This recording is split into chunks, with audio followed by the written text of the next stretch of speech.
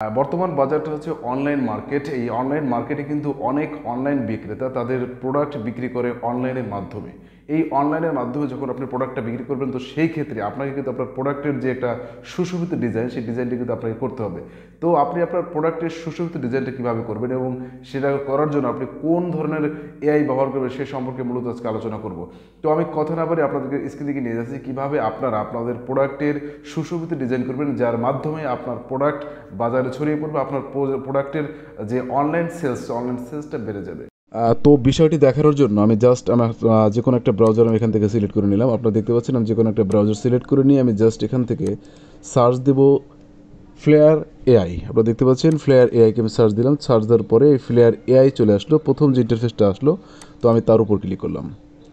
তো আমি তার উপর ক্লিক করার পর যখন এরকম একটা ইন্টারফেস চলে আসলো, সেখানে লেখা আছে ক্রিয়েট উইথ ফ্লেয়ার। আপনাকে অবশ্যই ফ্লেয়ার একটা অ্যাকাউন্ট খুলতে হবে। তো আমি এটাকে এক্ষেত্রে আগে থেকেই অ্যাকাউন্টটা খুলে রেখেছি, যেখানে একটা জিমেল আইডি দিয়ে।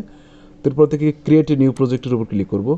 তো আপনারা দেখতে পাচ্ছেন ক্রিয়েট এ নিউ প্রজেক্টের উপর ক্লিক করার পরে এখান থেকে আপনি যে কোনো একটা প্রোডাক্টের ছবি, যে প্রোডাক্টটা মূলত আপনার, সেই প্রোডাক্টের ছবিটা আপনি এখান থেকে আপলোড করবেন।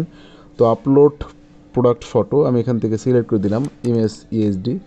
তো এই যে আমার প্রোডাক্টের ফটো ডিএসএলআর ক্যামেরা, তো আমি জাস্ট এখান থেকে লেখা আছে যদি click remove to the background, যদি আপনি এটার ব্যাকগ্রাউন্ড পরিবর্তন করতে চান তো সেখানে রিমুভ করতে পারেন। তো যেহেতু আমি এটা করবো না, তো জাস্ট এখান থেকে স্কিপ করে দিলাম। তো স্কিপ করে দেওয়ার পর এখান থেকে বিস্তারিত, এখানে এই প্রোডাক্টের বিস্তারিত যে বিষয়টা সেটা আমি ডেসক্রাইব লিখলাম, দেখতে পাচ্ছেন।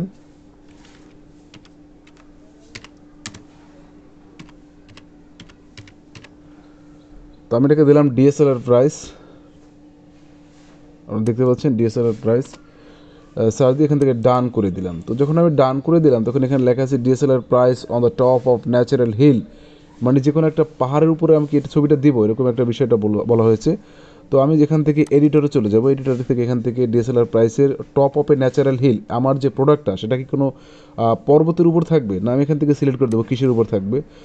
Circular platform, circular marble platform, circular base platform, circular reflective platform, circular glass platform. তো আমি গ্লাস প্ল্যাটফর্ম ক্লিক করে দিলাম এখান থেকে। তারপর ইন ফ্রন্ট অফ কিসের, মাউন্টেন অ্যান্ড ক্লাউডি স্কাইস, না এটা ওশান, ওটা সমুদ্রের সামনে দিয়ে দিলাম।